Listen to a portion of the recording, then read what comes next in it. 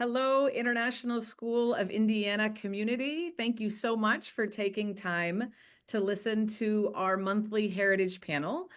At ISI, we have a 5-year strategic plan. We're in the middle of year 1 of that plan. It is a 5-pillar plan, and the first pillar, placed strategically as the first pillar, is the pillar of community culture. What does it truly look like to lean into and embrace all that we are and all who we are at the international school in our culture, in our community? We are so interconnected, not just to the world, but we're interconnected to each other. And the purpose of these monthly panels is to listen and learn and understand all of the beautiful tapestry of stories that we have within our current community. So I'm not going to introduce our panelists because they'll introduce themselves, but Darren, our moderator, is here to lead us through the conversation today. And thank you, Darren, for doing that. And I just am looking forward to listening and learning and feeling even more connected to the people in our community. Go ahead. Thanks, Liz. Hi, everyone on the panel, Kara, Rachel, and Alvaro. That's how I see you on my screen. Welcome to this panel. And thank you for being a part of this panel and sharing your story. As Liz said, we've created these monthly panels for parents to have an opportunity to really tell their story in hopes that we're practicing modeling the way for our children so that they can tell their story at every stage of the ISI experience. My name is Darren Ho. I've been with the school since 2020, returning overseas for 12 years between China and Germany. We lived abroad, but came back specifically to go to this school in 2021. We have 3 children, 9, excuse me, yeah, I'll start down there. 9, Reagan is in 4th grade. Colson is currently in Puerto Rico on an ISI trip. He's 11 years old and in 6th grade. And my oldest, Lauren, she's in 7th grade. And all of our children are in the Mandarin immersion track. At this point, what I'd like to do is ask our panelists to introduce themselves. And I will start with Kara. Kara, welcome. Thank you. Thanks for having me. Hi, everyone. I'm Kara Johnson. My spouse, TJ, and I are the proud parents of Lena and Ada Johnson. They are in the 2nd grade and 3-year-old, both Spanish track. We are all lifelong Indiana residents. TJ and I will celebrate somehow, I don't know how this is possible, 15 years of marriage this year. We were actually married in Iowa before same-sex marriage was legalized in Indiana. And so that is our connection to the community. Welcome, Kara. Thank you. Hi, I'm Rachel Snyder, and my wife also, Rachel. We've been married since 2016, and we have 3 boys, Luca, Mateo, and Nico. And Luca is in kindergarten French, and Mateo is 3 and in the French track, and Nico is only 1, so he's still at home. But yeah, I did not fully realize and identify my sexuality until much later in life. About 25 or so. So I don't feel I feel like as immersed in the community had I come out maybe in high school or college. But I'm in it now. I'm in it now with the whole family. So Wonderful. Welcome, Rachel. Thanks for being here. yeah. Alvaro. Hello, my name is Alvaro Tori. I use pronouns he, him, and él. My husband and I have 2 children at ISI. They're both in 6th grade in the Spanish track and also currently in Puerto Rico as part of their cultural trip. We have been part of the ISI family since our kids were in pre-K. And we always knew, even before they were born, that we wanted to be part of the ISI family. My husband and I have been together for 21 years. We got married in Portsmouth, New Hampshire, before marriage equality was the law of the land. So I'm happy to be here. That's amazing. And yes, I love long-lasting marriage. So that's one of the blessings in life, and it's possible. It's not easy. My wife and I have been married 17 years, so we're joining you all here in the teens, in the double digits there. So yeah. Well, thank you so much for just being here. And I want to get right into this conversation where we get to talk a little bit about your experience, your adolescence, childhood experience, and however you identify with the community. Rachel said it's kind of new for me. And maybe Rachel, I could just start with you on this. Yeah, Yeah, let's talk a little bit more about your childhood coming into the point where you said at 25 you realized, okay, I'm going to come out, yeah, and we'd love to hear it. yeah. I mean, growing up, that stereotypical tomboy, um, and I feel like, it's gender identity, sexuality, personally, I feel is a huge spectrum. And so, I always found kind of everyone attractive. I mean, I personally identify more pansexual, and I like the all-encompassing queer. Um, but yeah, it really wasn't until I was 25 and I fell in love with my now wife that I was like, okay, well, this is a big change, and but it's real and it's happening. And yeah, I had to come out, the big come out with my family and my friends. And it was probably one of the hardest things that I've ever done. My father and uncles all completely disowned me, Mm, and no longer, they're not in my life at all whatsoever. They have no contact. And that is all because of who I love, which is so hurtful and um, unfortunate for me, and I still have a lot of trauma from that I deal with on a daily basis. But yeah, everyone else in my life really was wonderful, and just said, "You're the same person. I love you." And several people were like, we knew. But yeah, it was a different experience just because um, I think for my family, they didn't see it coming. It was never really something I talked about. It was kind of like I always just kind of assumed I was straight just because I was also attracted to men. And so I was like, okay, well, you know, I just probably must be straight because most people are. And so I think they kind of took it as a shock. Obviously, half my family definitely took it as a shock.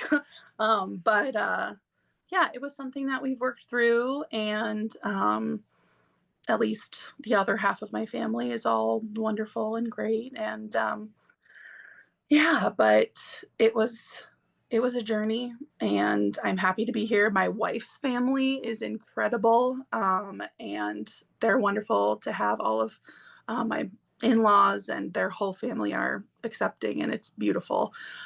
So it's really great to be a part of it. wonderful, Rachel. Thanks for sharing. Thanks for sharing. Who's next? I'll just add, so I came out at 16 and had a very supportive parents, very supportive family. It was still really hard for me being a teenager. I, like a lot of teenagers, had that strong desire to be normal. And so I just wanted to be normal, and I didn't want to make anyone uncomfortable by simply existing.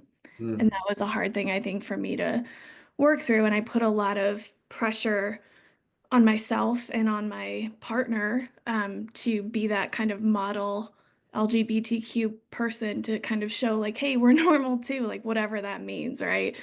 And that was unnecessary and not good for my mental health, not good for my spouse's mental health. But we all go through our stuff and we work through it and we grow. yeah, thank you. Yeah, that's interesting things that you both have said. One about not only trying to be normal or thinking there is a normality, okay? And then some of the rejection that comes with that and the stress that comes with conforming to what might be normal. Um, and I just want to recognize that as somebody who's straight, I can understand rejection, wanting to be normal, wanting to be mainstream, wanting my hair to look a certain way. It is looking pretty good today, by the way, just to let you know. There's these things that we all go through, and this is some deep, deep stuff, um, especially because it's societal norms too that we're talking about. So thank you for sharing that, Alvaro. So I'm originally from Peru, in South America, and my country, it's a very social conservative country, very, very religious. Catholic religion is the predominant religion. More than 90% of our population is Catholic. So, um, growing up as a child and adolescence and, you know, young adult, I I always felt different. Growing up, I always knew that I was different. I just didn't know what that was. I couldn't point my finger to what that was. And now I know what it was. And I was, in my early 20s, I was even, engaged to a woman, and until I think that subconscious realized that I was getting to a point where there's no way back. And I think that my subconscious actually became conscious and realized there's something wrong. And I remember that as soon as my fiance and I, who is now one of my best friends, we broke up, then I realized I think that my mind had that freedom to think about what was truly there, and I realized that I was gay.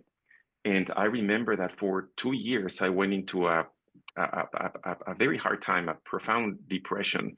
I was in therapy for about 2 years. I had to be in medication because what that meant to me and what I have heard throughout my years from friends, from family members, from my own church, what our priest said about people like me and where we were going to go when we die. Um, it just, it completely overwhelmed me with all this negativity about who I was as a human being.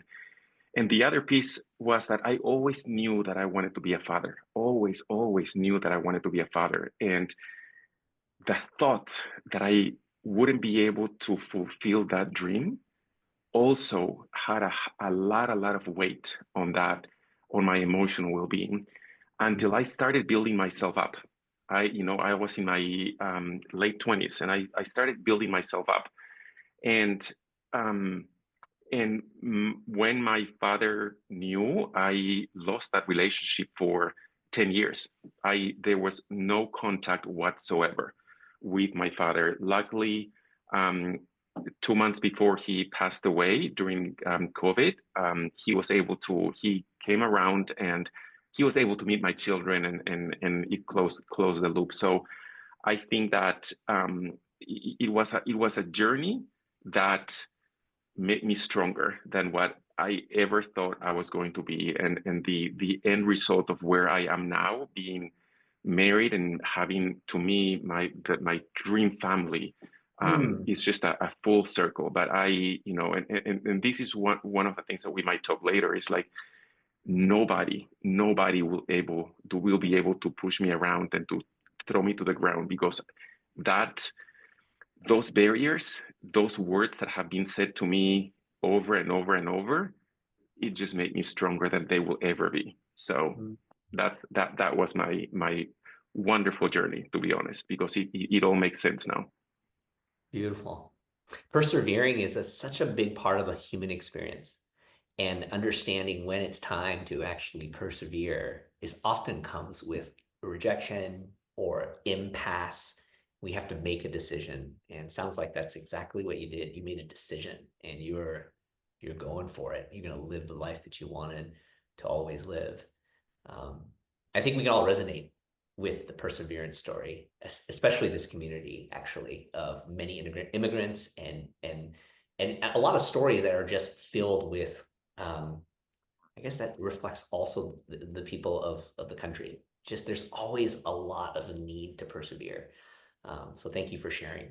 Thank you for sharing. I wanted to ask you guys to maybe focus a bit more on Indianapolis. You live in this community now.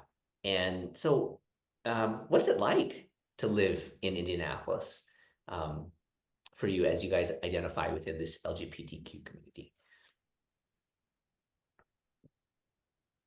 I think, oh, getting a phone call. Okay.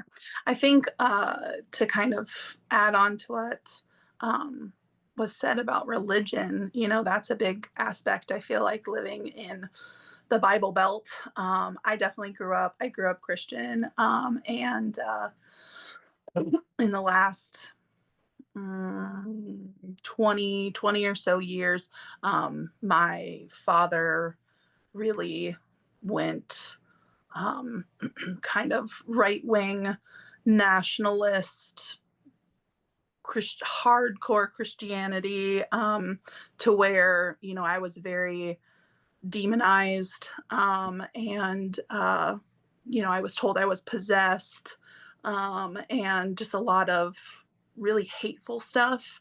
And I have heard that a lot, because I feel like I came from a very religious community. And so that's played a big part. I think I never really felt that personally. I never struggled with my religion, because for me, God is just love. God is love. And for me, that's what I take away, that he loves me. I love him. I love others. Treat everyone with kindness, respect, empathy, all of that. And so for me, the hardest part about growing up here in Indiana is feeling like my religion and my thoughts don't fit in with a lot of people around me. And I have to be cautious. I have to be more cautious. Not specifically Indianapolis. Indianapolis is obviously much more diverse than other places I've visited in Indiana. But yeah, there's a lot of internal thinking, planning.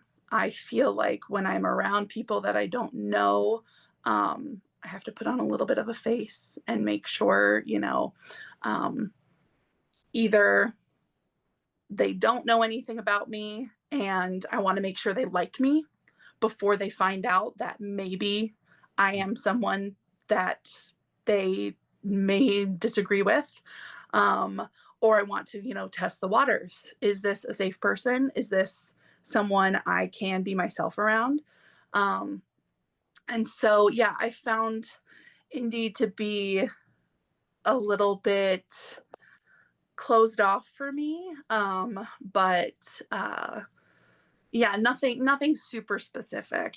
Just kind of the whole in Indiana as a whole and how their level of progression in this space. And Rachel, remind me, where are you originally from? I am from Hamilton County. Okay, you're Yeah, from Indianapolis area. Okay. we live in Indianapolis now, but yeah, just the north side. Yeah, and that's important context too, because you have been raised here, you've watched it change. I've lived here 3 times in 25 years. Yeah. And I've seen it change. Yeah. And so to just have that context in your story is important. Yeah. Well, and I mean, growing up in Noblesville, that's where I grew up.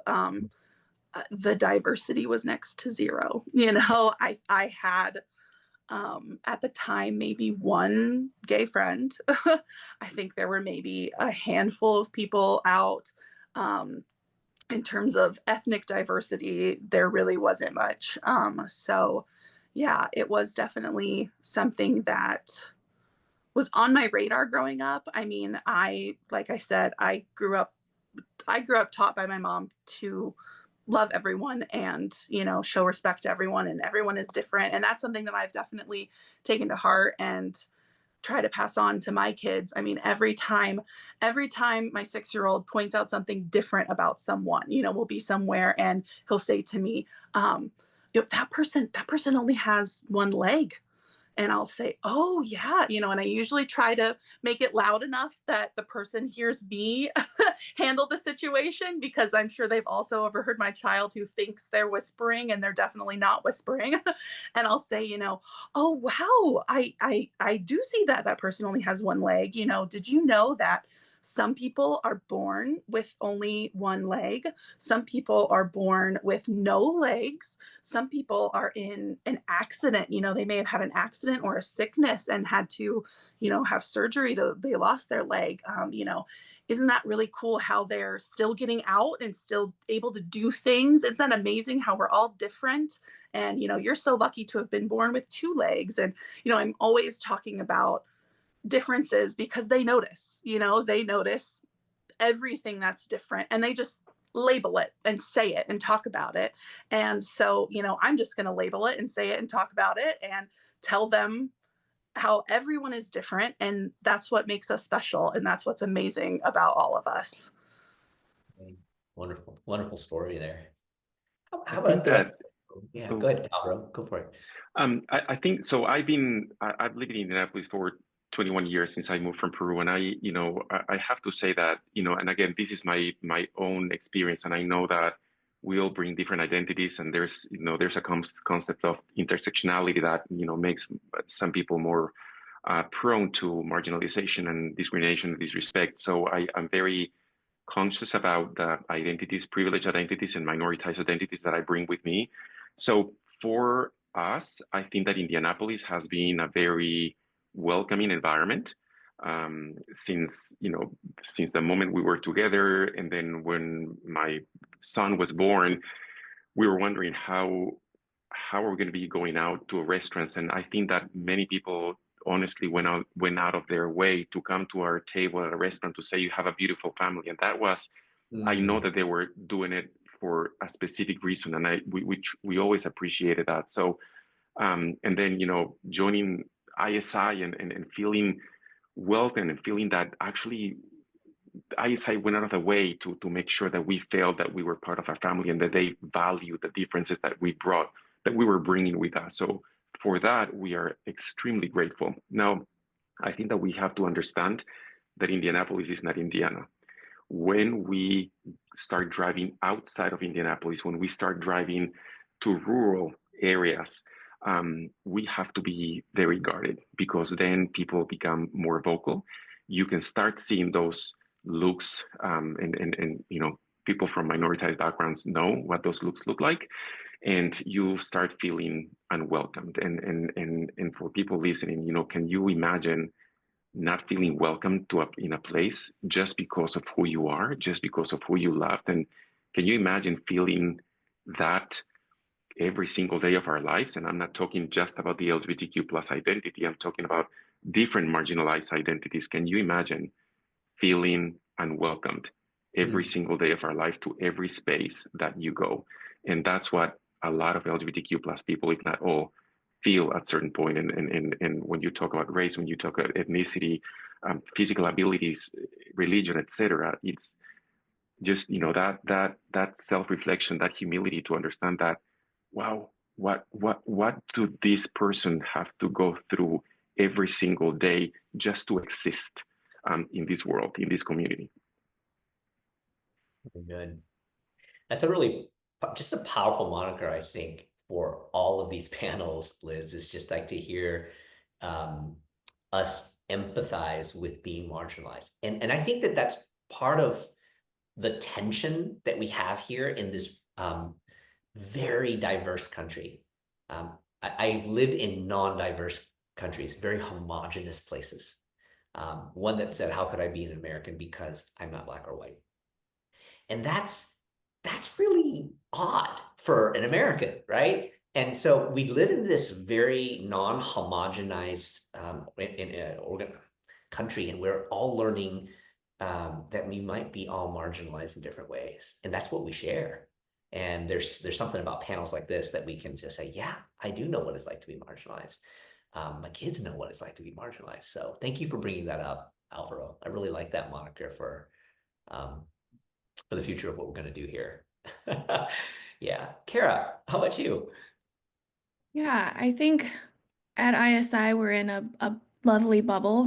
I Yeah. think to some extent in Indianapolis it can be a bubble, but that is not to say, like we've had people approach us in Indianapolis, just walking on the sidewalk with our kid, basically saying our child is an abomination. We've gotten like drive-by yell slurs out car windows. Like it's not as nice of a bubble maybe as you would want. And those are just instances I personally don't choose to dwell on, but they happen. And having lived in Indiana my whole life, like that is not out of the norm. For those of you not from Indiana, in 2015, we had RFRA, which was the Religious Freedom Restoration Act, under Mike Pence. And that was a law essentially that was so loosely written that it would allow businesses to discriminate against gay people in the name of religion. There was such a backlash to that. So when that came out, I was not surprised at all that that would come out of Indiana, but I was surprised by the backlash because locally, on a national scale, there was so much criticism of this law that I wouldn't have anticipated. And it was so nice to see that support and groundswell. And they did. It put Indiana in such a negative national spotlight that they immediately changed the law to prohibit discrimination. In the political climate we're in today, if RIFRA were to come out in 2025, I don't like personally, I don't know that it would have had that outcome. I think it could be a different outcome just because of the environment we have today, the backlash against DEI. And so that's just like the broader context that we live in. There's states trying to repeal and pull back on marriage rights. There's, you know, gender affirming care is under attack nationally here. Like all is not well in the world. Mm.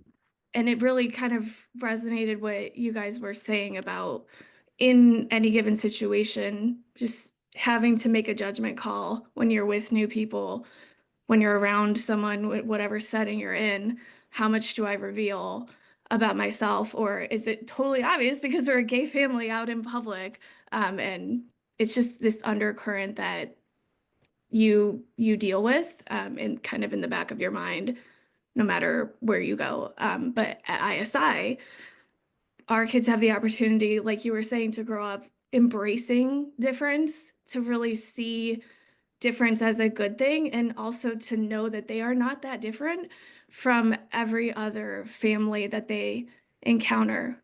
My spouse and I are maintaining a household. We're sending our kids to school. We're doing our best each day to raise kind humans. Some days we're better than others, but we're very similar, I think, in many ways to most ISI families. And so I take some solace in that and being part of this community. Really good. You have all addressed a lot of comments through how you identify in the community some of the changes or not changes, the political environment, laws, even this really good way of just saying that there's multiple ways of being marginalized. And we're just talking about one particular area as a highlight in this panel. Maybe one of the things that I'm going to pivot to, which is not what I've prepared you all for, is maybe hopes. The hope that you have for our ISI community, and that being, let's start there. Given the environment that we live in nationally, statewide, and the city, for the LGBTQ community, what hopes do you have? And maybe this is a good way to just start talking about this personally through your children. How do you share the hopes you have for them to also live out that hope? I'd love to hear more about that as parents. Karen, I want to go back to you on this one. Yeah, no, I mean, I have a second grader. She is so comfortable at ISI in herself with her family. She started in pre-K and, very early as kids do, realize differences and realize that most of the kids in the classroom had a mom and a dad and just started calling TJ dad from there on, and we rolled with it. Like, that's fine. You can call her dad. And so that is totally normal for her, totally normal for us. Again, two parents. We're just two parents in a family raising our kids. So I think for me, like, that is the hope that, and it's with, like, same with all of her friends. Like, she is in a safe environment and she is free to be herself and happy to talk about her dad wherever she goes, as this just like beautiful childhood innocence. And I think my hope is that we can all bring that into adolescence, adulthood, and becoming citizens of the world who are kind to one another. Great. Alvaro, how about you? Any hopes that you can share? My hope for not only for our children, but for our ISI community and for our, community in general, is that, first of all, understand that differences are important. Differences are important for success, for better outcomes. There's enough research that shows that when you have a diverse group of people sitting at the table making decisions for others, the outcomes improve. So, and in society, we need that differences. It's just that richness that each one of us bring into this world is beautiful. My hope is that people don't only understand that differences are important, but also start learning what those differences look like and what they go through every single day that I might not go through every single day, and how I can support, how I can use my voice, my power, my privilege to make sure that nobody in our society is treated less than other, that nobody in our society feels unwelcomed, disrespected. And when we see that disrespect right in front of our eyes, we take that as a personal responsibility to stand up against that behavior, because we have a choice. There are a lot of things in life that are choices. There are things that are not choices, unfortunately, but many things in life are choice. And choose in how you react when you see discrimination, when you see injustices in front of you, that's a choice.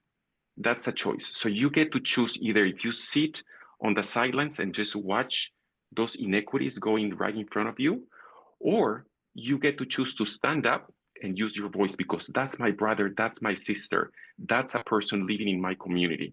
So I'm going to use my voice, my privilege, my power to stand up against that. Because if we choose silence, silence only gives more power to the oppressor. And silence makes us complicit of that harm. Silence makes us complicit of that harm. And I'm going to quote what Dr. King said, that, in the end of the day, we will remember not the words of our enemies, but the silence of our friends. And that's extremely important. That's my hope.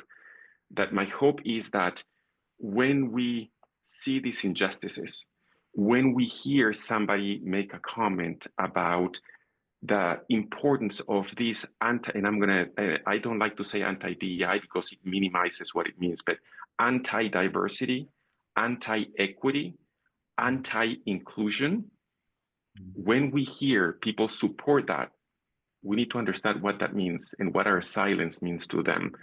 And I think that we have choices when we vote, when we witness these type of behaviors, and that's for adults, especially because our children are watching how we react now more than ever. Now that these are on the news every single hour, how do we react? How do we respond? Our children are watching us.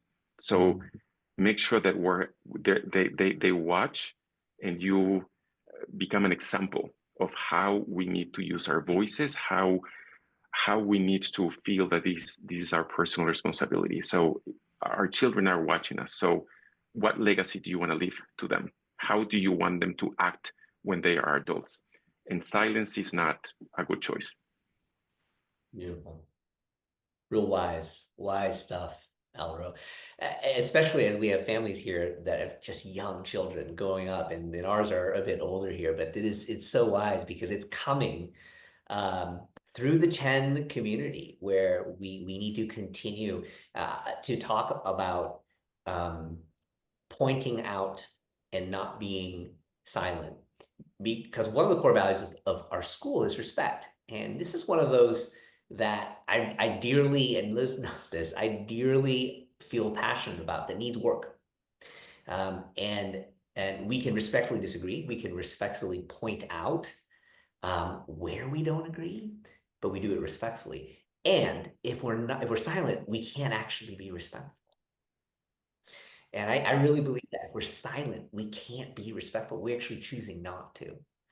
Yeah. So And sorry for interrupting. I that sisterhood and brotherhood that we need to embrace and that we need to take seriously, because I will fight for anybody to have. I consider myself agnostic. I was raised Catholic, but I will fight so you can have religious freedom. I will fight so your religion can be respected. I will fight so you can have reproductive rights. I will fight so you can have every basic human rights that every person deserves.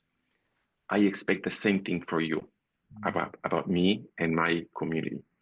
And your beliefs, they're your beliefs, and I respect them and I value them.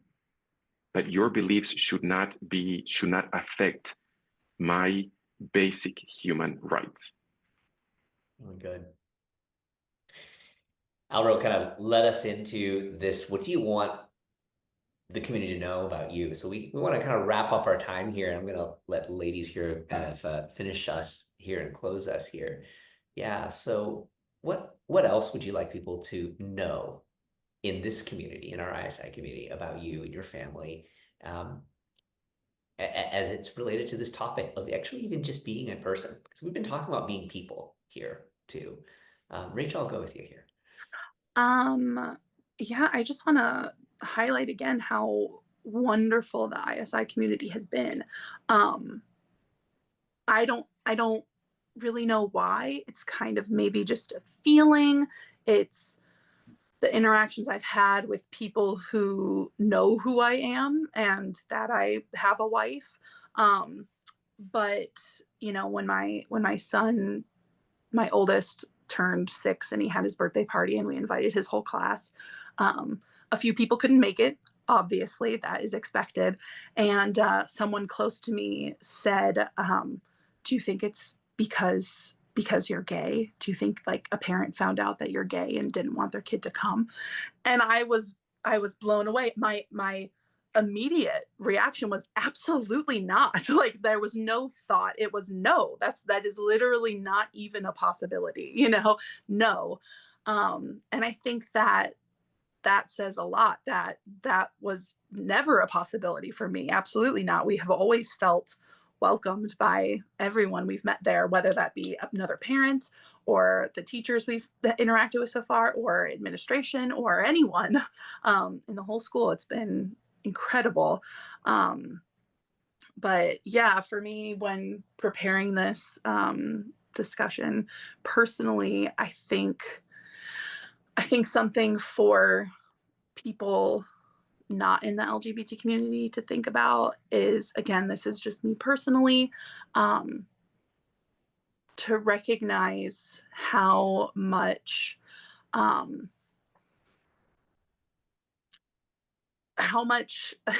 again, maybe this is me, how exhausting it can be sometimes, to always maybe have our guard up and be on the defense. Sometimes I can feel myself after an experience exhaling, and it's, wow, I was holding my breath for all of that.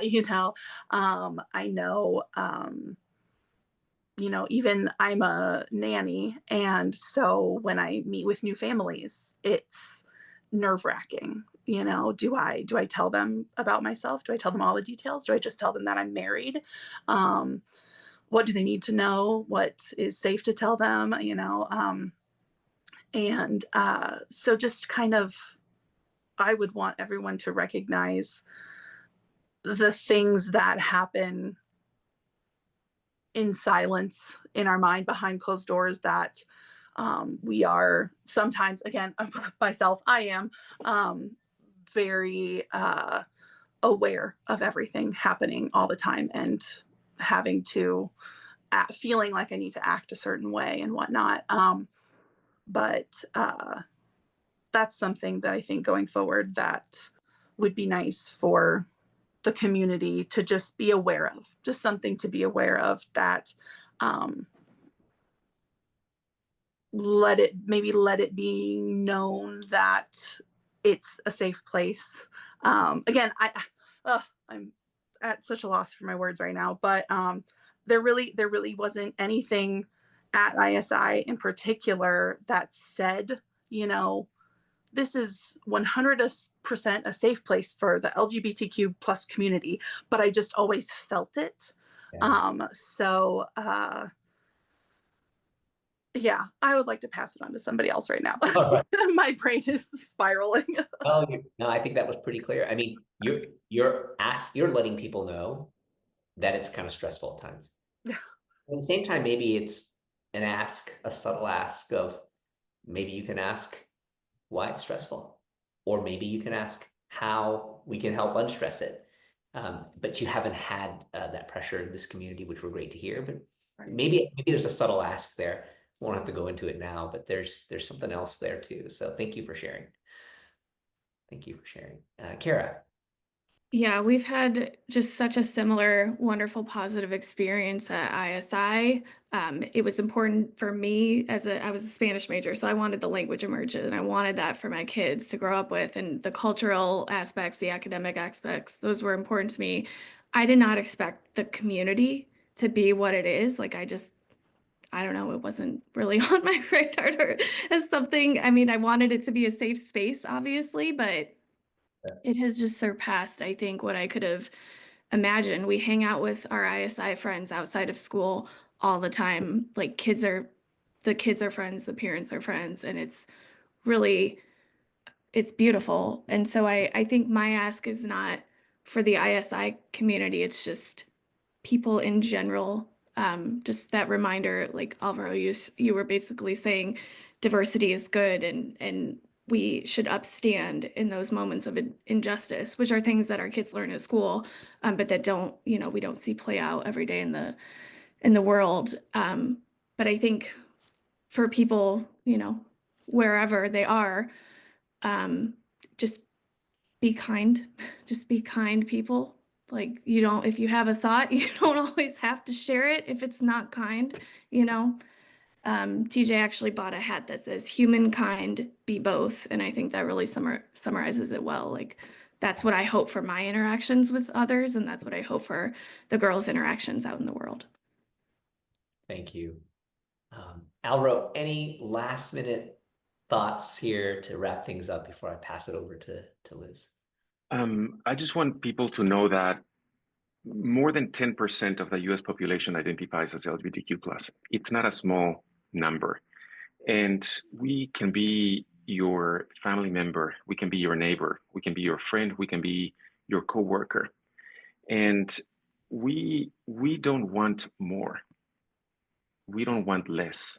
We want to be treated with the same respect that everybody else is treated. The fact that the LGBTQ plus community has worse outcomes in healthcare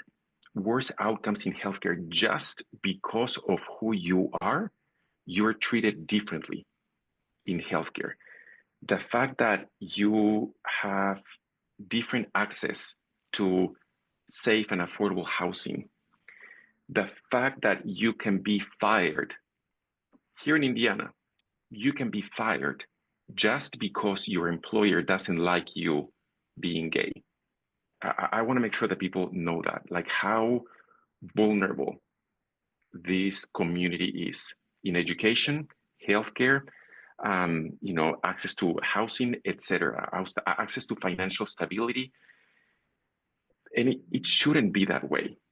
And it's not, and that responsibility has fallen into these marginalized communities for years and years and years, and it shouldn't be that way. We need our allies to stand up and fight for and with us. And that's what I want from all of our community, all of the people we live around. Um, please educate yourself around vulnerable communities, and we have homework. When the people who have been listening to us, when you click end, we have homework and we have a choice to make. How do you want to, what type of role do you want to place in society? Do you want to play in society the one who stands on the sidelines and watches, or the ones who uses their voice and their privilege to fight with and for us? So we have a choice to make, and not making a choice is actually making a choice. So we count on all of you, and I'm going to repeat what Kara and Rachel have said. This panel is one more of the many, many, many, many reasons why we're so proud to be part of the ISI family, because we feel seen. And that's crucial. I would make this decision about being part of the ISI family over and over and over again. And for whoever is watching this and it's not part of the ISI family yet, this is one of the many reasons why the ISI family is the best community that we can ever hope for when thinking about raising our children. Thank you for everything you've contributed, every one of you. Thank you, Alvaro, Rachel, and Kara. My learnings for today, which are so important for the audience to also remember, the homework is to actually, did you learn something? What did you learn? And for me, one, we're humans. We all go through human experiences, and perhaps in our human experience, if we haven't felt marginalized and don't understand what marginalization might be, that's something for you to do homework with. The next thing is this idea of celebrating difference is both embracing difference and understanding differences provide generally better outcomes. But also to note that we have to not be silent about injustices for any human if we're all part of humanity. And these are really important takeaways that we can carry through to our future panels as well, but into our community around this core value of respect, which we need to continue to teach our children. And so thank you, everyone, for helping me today learn and grow. This is like going to school at ISI as parents. It's fantastic. So Liz, thank you. I'll turn it back over to you. Thank you all so much, Darren, for leading this. Alvaro, Rachel, Kara, I just feel honored that I was able to learn more about you and hear more of your story. On a personal level, I just love to see who you are more. Some of you I know better because our kids are in the same grades and I consider you friends. And to hear more about what you live every day when we cross paths so frequently, I feel honored that you are willing to share that. And professionally, and of course, in my role as head of school, I hear this and I think how important it is for all of us to see each other and know each other and connect with each other as such an important priority for the mission of our school today and into the future. So thank you for all being part of using your voice to impact our community. We continue to do this every month, and I just appreciate that you are willing to be part of this month's panel. So I hope you all have a great rest of your day, and I'll see you around school. I like your hearts, Alvaro. See you later. Bye-bye.